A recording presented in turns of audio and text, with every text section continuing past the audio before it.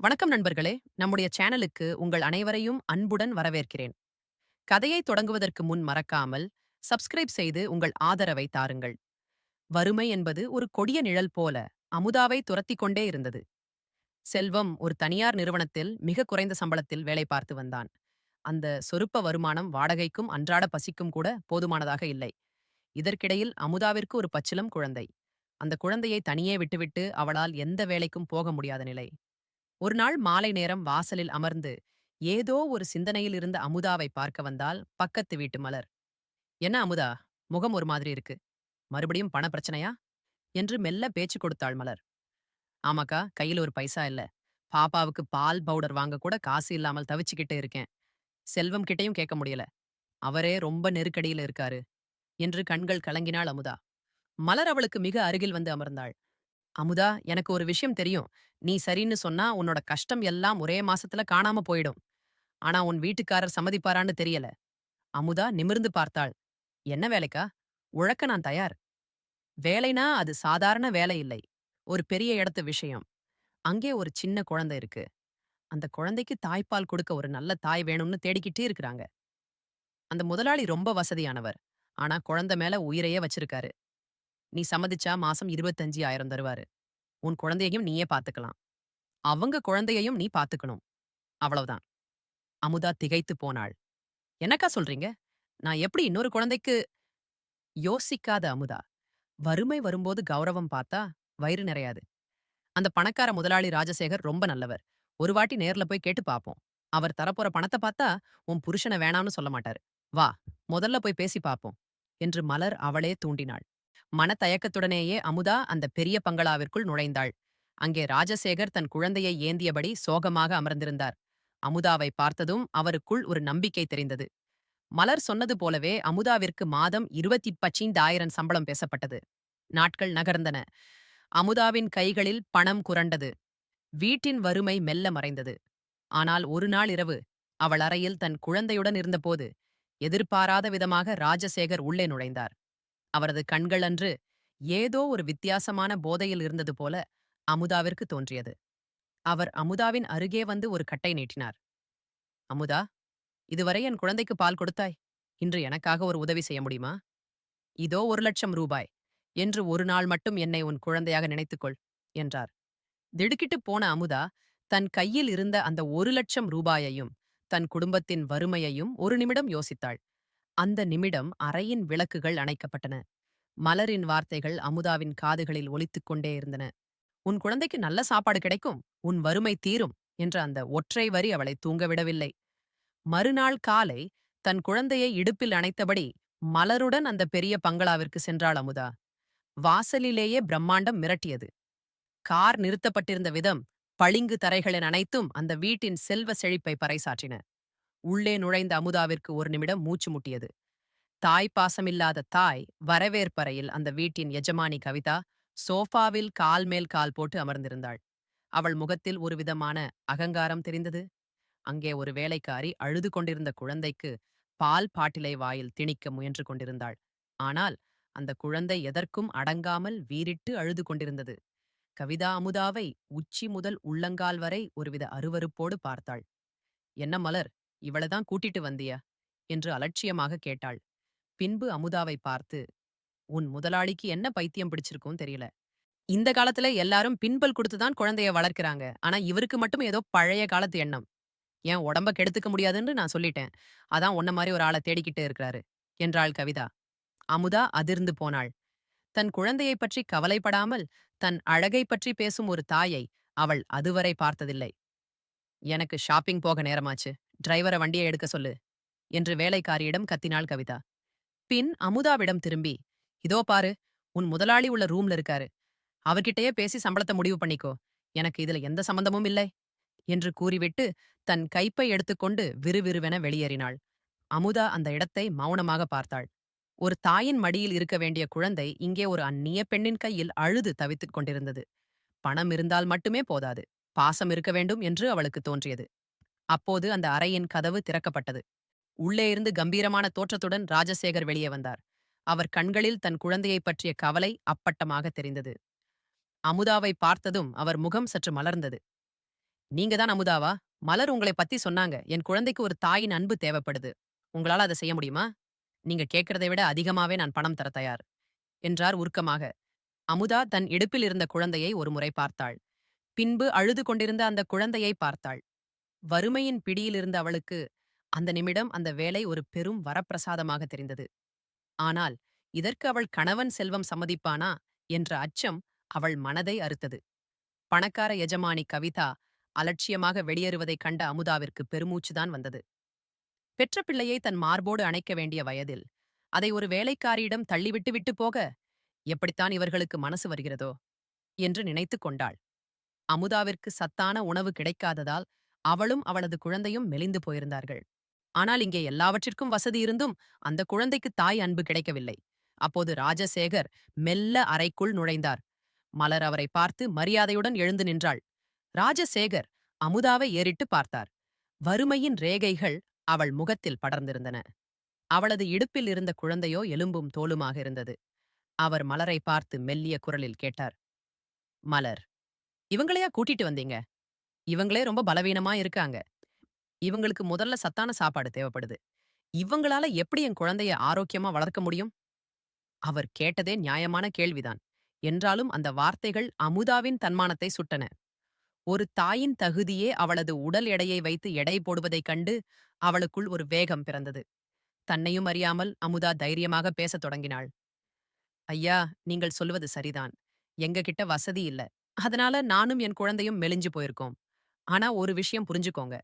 ஒரு குழந்தைக்கு தேவையான பாலை குடுக்கிறது வெறும் உடல் பலம் இல்ல. அது ஒரு தாயோட மனசு. ராஜசேகர் வியப்புடன் அவளையே பார்த்தார். அமுதா தொடர்ந்தாள். கடவுள் ஒரு குழந்தைய பூமிக்கு அனுப்புறானா, அதுக்கான உணவையும் சேர்த்தே படைக்கிறார். ஒரு தாயோட மார்புல சுரக்கிற பால் அவளோட இரத்தத்துல இருந்து வருது இல்லைங்க. அது அவ குழந்தையோட மேல வச்சிருக்க பாசத்துல இருந்து வருது. எனக்கு நல்ல சாப்பாடு கிடைக்கிறதோ இல்லையோ, என் பிள்ளைய பார்த்தா என் மார்புல பால் சுரக்கும். இதே பாசத்தை உங்க பிள்ளைக்கும் என்னால காட்ட முடியும். அந்த நம்பிக்கையில தான் நான் இங்கே வந்திருக்கிறேன். அமுதாவின் இந்த தீர்க்கமான பேச்சை கேட்ட ராஜசேகரின் முகத்தில் ஒரு ஆச்சரியம் கலந்த மரியாதை தெரிந்தது. பணக்கார பெண்களிடம் காணாத அந்த தாய்மையின் கம்பீரம் இந்த ஏழை பெண்ணிடம் இருப்பதை அவர் உணர்ந்தார். அவர் மெல்ல போனை கீழே வைத்து, மன்னிச்சிடுங்க அமுதா, உங்க வார்த்தைகள் எனக்கு பெரிய நம்பிக்கையை கொடுக்குது. வசதி வாய்ப்பு எவ்வளவோ இருக்கு. ஆனால் என் குழந்தைக்கு தேவைப்படுற அந்த தாய் பாசம் மட்டும் கிடைக்காமல் இருந்தது. நீங்க தயவு செஞ்சு இந்த குழந்தைக்கு பொறுப்பேத்துக்கோங்க. உங்களுக்கு தேவையான எல்லா வசதிகளையும் நான் செஞ்சு தரேன், என்றார். அப்போது அவர் அருகில் வந்து ஒரு கவரை நீட்டினார். இது முன்பணம். உங்களுக்கு தேவையான சத்தான உணவுகளை முதல்ல வாங்கி சாப்பிடுங்க. நாளையிலிருந்து நீங்க இங்கே வேலைக்கு வரலாம், என்றார். பணத்தை பார்த்த அமுதாவிற்கு ஒரு பக்கம் நிம்மதி இருந்தாலும், மறுபக்கம் தன் கணவன் செல்வத்திடம் இதை எப்படி சொல்லப் போகிறோம் என்ற பயம் நெஞ்சுக்குள் குடைந்து கொண்டு தொடங்கியது. ராஜசேகரின் கண்கள் கலங்கியிருந்தன. அமுதா என் மனைவி பிடிவாதமாக இருக்கா. அவளுக்கு அவளோட அழகும் சமூக அந்தஸ்தும் தான் முக்கியமா தெரியுது. ஆனா பாவம், இந்த சின்ன குழந்தை பவுடர் பால் ஒத்துக்காம அழுது அழுது ரொம்ப மெலிஞ்சு போயிட்டான். என் பையனோட ஆரோக்கியத்துல என்னால இனிமே சமரசம் செஞ்சுக்க முடியாது, என்று ஆதங்கப்பட்டார். அமுதா மெல்ல கேட்டாள். சரிங்கய்யா, எனக்கு என்ன சம்பளம் தருவீங்க? ராஜசேகர் தயக்கமில்லாமல் சொன்னார். உங்களுக்கு மாதம் 25,000 தரேன். இதுபோக உங்களுக்கும் உங்க குழந்தைக்கும் தேவையான சத்தான உணவுகள், மருத்துவ செலவு எல்லாத்தையும் நானே பார்த்துகிறேன். என் குழந்தை ஆரோக்கியமாய் இருந்தா அதுவே எனக்கு போதும். அமுதாவிற்கு தலை சுற்றியது. தன் கணவன் செல்வம் ஒரு மாதம் முழுக்க உழைத்தாலும் இதில் பாதி கூட கிடைக்காது. வீட்டுக்கு வந்ததும் தயங்கி தயங்கி செல்வத்திடம் விஷயத்தை சொன்னாள். செல்வம் முதலில் அதிர்ச்சியில் மருண்டு போனான். என்ன அமுதா சொல்ற? அடுத்த வீட்டு பிள்ளைக்கு நீ பால் குடுப்பியா? ஒரு உலகம் என்ன பேசும், என்று கோபப்பட்டான். உலகம் பேசுறது கேட்டா நம்ம பிள்ளை பசியில செத்துடும். அந்த வீட்டு முதலாளி நல்லவர். அவரோட குழந்தைக்கு ஒரு தாய் தேவைப்படுது. நமக்கும் பணம் தேவைப்படுது. நம்ம குழந்தையோட எதிர்காலத்திற்காக இதை செய்ய விடுங்க, என்று அமுதா கெஞ்சினாள். நீண்ட நேர போராட்டத்திற்கு பிறகு வறுமையின் கொடுமை அவனை சம்மதிக்க வைத்தது. மறுநாள் காலை அமுதா தன் குழந்தையை தூக்கிக் கொண்டு அந்த பெரிய பங்களாவிற்குள் நுழைந்தாள். ராஜசேகர் அங்கே காத்திருந்தார். அமுதாவை பார்த்ததும் ஓடி வந்து தன் மகனை அவளிடம் ஒப்படைத்தார். அமுதா, இன்னைக்கு முழுதும் நீங்க இங்கேயே இருக்கணும். ராத்திரி 9 மணிக்கு மேல நீங்க வீட்டுக்கு போகலாம். உங்களுக்குன்னு ஒரு தனி அறை ஒதுக்கி இருக்கேன், என்றார் ராஜசேகர். வேலைக்காரி ஒருத்தி அமுதாவை அந்த அறைக்கு அழைத்து சென்றாள். அது ஒரு சொர்க்கம் போல் இருந்தது. குழந்தைகளுக்காகவே பார்த்து பார்த்து இழைக்கப்பட்ட அறை அது. ஆனால் அங்கே இருந்த ராஜசேகரின் குழந்தை பசியால் அலறிக் கொண்டிருந்தது. அமுதா மெல்ல அந்த குழந்தையை தூக்கி தன் மார்போடு அணைத்துக் கொண்டாள். அதுவரை பாலில் இல்லாத ஒரு கதகதப்பை அந்த குழந்தை உணர்ந்தது. அமுதாவின் அணைப்பில் இருந்த அந்த தாய்மையின் மனம் அழுகையை மெல்ல நிறுத்தியது. சிறிது நேரத்திலேயே அமுதாவின் அரவணைப்பில் அந்த குழந்தை நிம்மதியாக பால் குடித்துவிட்டு அவள் மடியிலேயே உறங்கிப் போனது. ஆனால் அந்த குழந்தை அமுதாவை கட்டி பிடித்திருந்த விதம் அவள் மனதிற்குள் ஒரு விசித்திரமான பாரத்தை ஏற்படுத்தியது. அப்போது கதவோரம் நிழலாடியது. அமுதா நிமிர்ந்து பார்த்தாள். அங்கே ராஜசேகர் நின்று கொண்டிருந்தார். தன் குழந்தை அமுதாவின் மடியில் அமைதியாக உறங்குவதைக் கண்ட அவரது கண்களில் ஒரு திருப்தியும், அதே சமயம் சொல்ல முடியாத ஒரு இயக்கமும் தெரிந்தது. அந்த அறையின் குளிர்ச்சியும் மென்மையான மெத்தையும் ராஜசேகரின் குழந்தைக்கு பழகியிருக்கலாம். ஆனால் அமுதாவின் மடியில் அந்த குழந்தை அமைதியாக உறங்கிய விதம் அந்த பங்களாவிற்கே ஒரு புதிய அமைதியை கொடுத்தது. அப்போது அமுதாவின் சொந்த குழந்தை நிலவன் தன் தாயின் மடியில் வேறொரு குழந்தை இருப்பதை ஒருவித திகைப்போடு பார்த்துக் கொண்டிருந்தான். அவனது பிஞ்சு உள்ளத்திற்கு இது புரியவில்லை. தன் தாயின் அணைப்புக்காக அவன் கைகளை நீட்டி அமுதாவின் சேலையை பிடித்து இழுத்தான். அமுதாவின் கண்கள் கலங்கின. சாரிடா கண்ணா, கொஞ்சம் நேரம் பொறுத்துக்கோ என்று மனதிற்குள் நினைத்துக் கொண்டாள். ராஜசேகரின் குழந்தையை தூங்க வைப்பது அவளது கடமை, தன் குழந்தையை அணைப்பது அவளது உரிமை. ஆனால் அந்த நேரத்தில் கடமை உரிமையை வென்றது. ராஜசேகரின் குழந்தை ஆழ்ந்த உறக்கத்திற்கு சென்றது. அமுதா மெல்ல எழுந்தாள். அந்த அறையில் இருந்த விலை உயர்ந்த பொம்மைகளை நிலவனின் முன்னால் அடுக்கி வைத்தாள். பளபளப்பான அந்த பொம்மைகளை பார்த்ததும் நிலவன் தன் இயக்கத்தை மறந்து விளையாடத் தொடங்கினான். நேரம் நகர்ந்தது. ராஜசேகரின் குழந்தையை அந்த வசதியான மெத்தையில் கிடத்தினாள் அமுதா. ஏசி இயந்திரத்தின் மெல்லிய சத்தம் அறையை நிறைத்தது. இப்போது நிலவனுக்கும் பசித்தது. அவன் அழுது கொண்டே அமுதாவின் மடியில் சாய்ந்தான். அவனுக்கும் பால் கொடுத்து உறங்க வைத்தாள். ஆனால் ஒரு தயக்கம் அவளை தடுத்தது. இந்த விலை உயர்ந்த மெத்தையில் என் மகனை கிடத்தலாமா? ஒருவேளை எஜமானி பார்த்தால் கோபிப்பாரோ என்ற பயம் அவளை ஆட்கொண்டது. வேறு வழியின்றி மெத்தைக்கு கீழே இருந்த தரைவெளியில் தன் மகனை கிடத்தினாள். தானும் அவன் அருகில் தரையிலேயே அமர்ந்து மெல்லக் கண்ணயர்ந்தாள். அமுதா அரை தூக்கத்தில் இருந்தபோது அறையின் கதவு மெல்ல திறக்கும் சத்தம் கேட்டது. திடுக்கிட்டு எழுந்தாள்.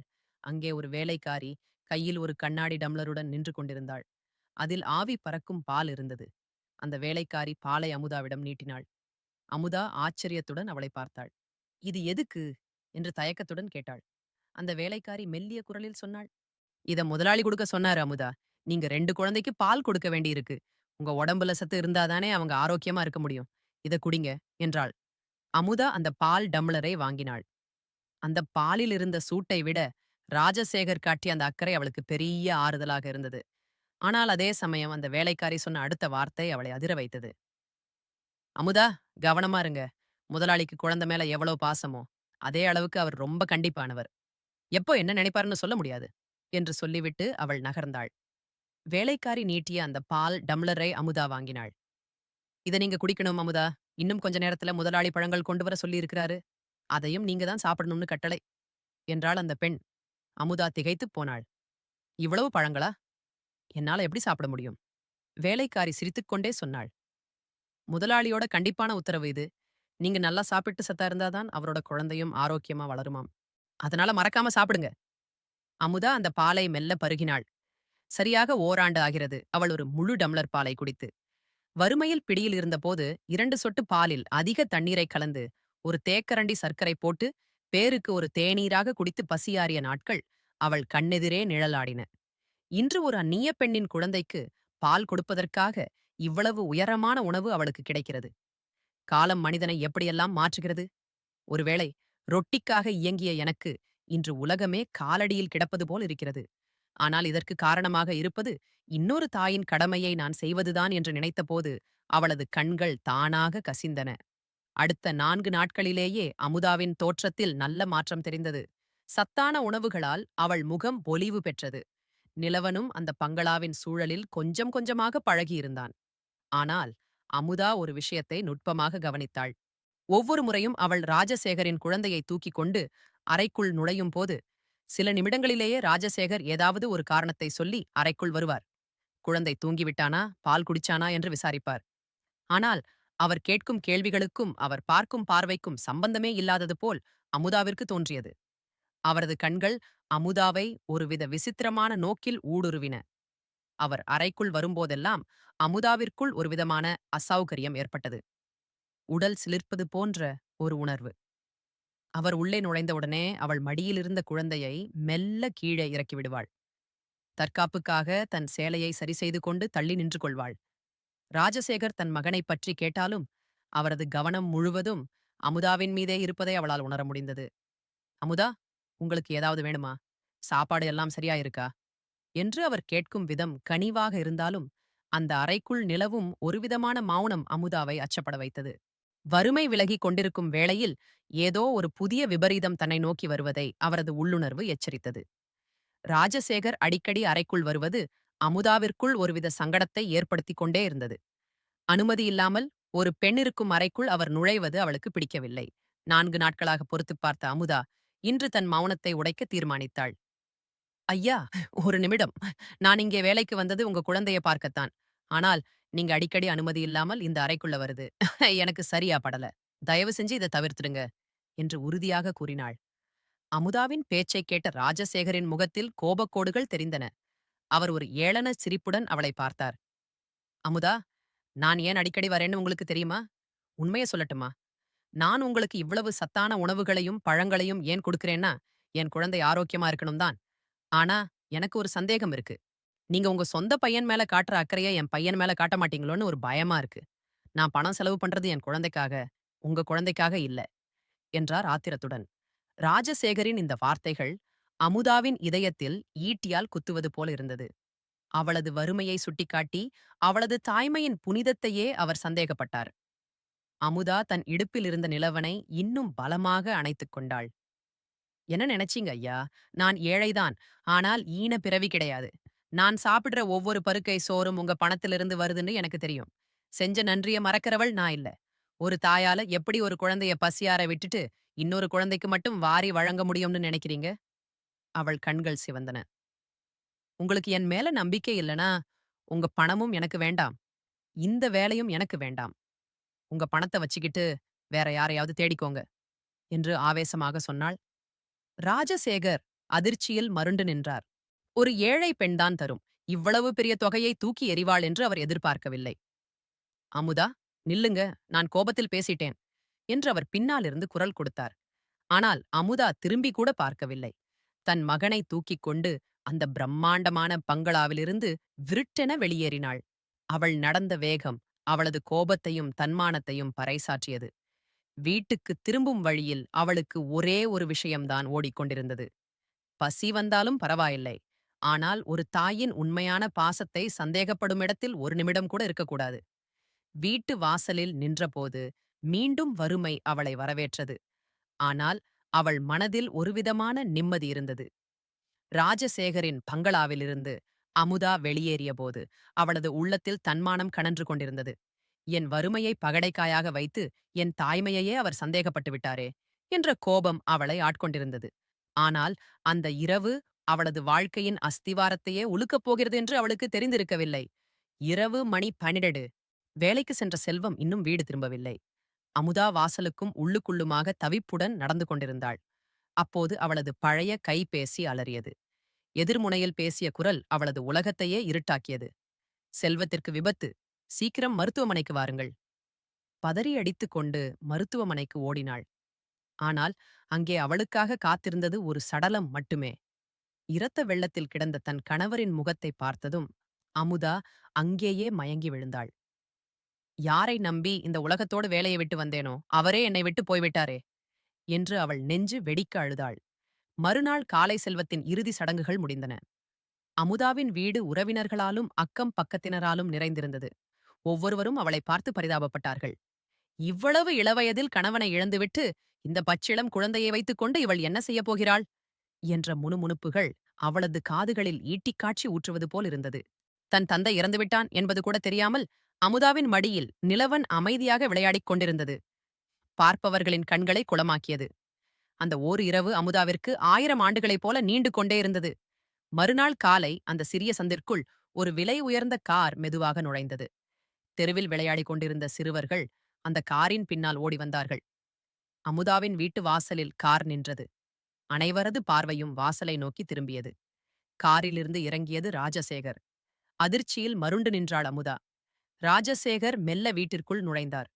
அங்கிருந்த கூட்டத்தையும் அமுதாவின் கோலத்தையும் பார்த்தபோதே அவருக்கு விஷயம் புரிந்துவிட்டது. அவர் எவர் பேச்சையும் காதில் வாங்காமல் நேராக அமுதாவிடம் வந்தார். அமுதாவால் பேச முடியவில்லை. கணவனை இழந்த துக்கமும் நேற்றைய கோபமும் அவளை மௌனமாக்கியது. ராஜசேகர் அவளது நிலையை பார்த்து ஒரு நிமிடம் மௌனமாக நின்றார். அமுதா, நடந்ததையெல்லாம் கேள்விப்பட்டேன். நேற்று நான் உன்னிடம் அப்படி பேசியிருக்க கூடாது. உன் கணவரின் மறைவு ஈடு செய்ய முடியாதது. ஆனால் இந்த நிலையில் நீயும் உன் குழந்தையும் அனாதையாக இருப்பதை என்னால் பார்த்துக் கொண்டு சும்மா இருக்க முடியாது, என்றார் மிகத் தாழ்ந்த குரலில். அமுதா நிமிர்ந்து பார்த்தாள்.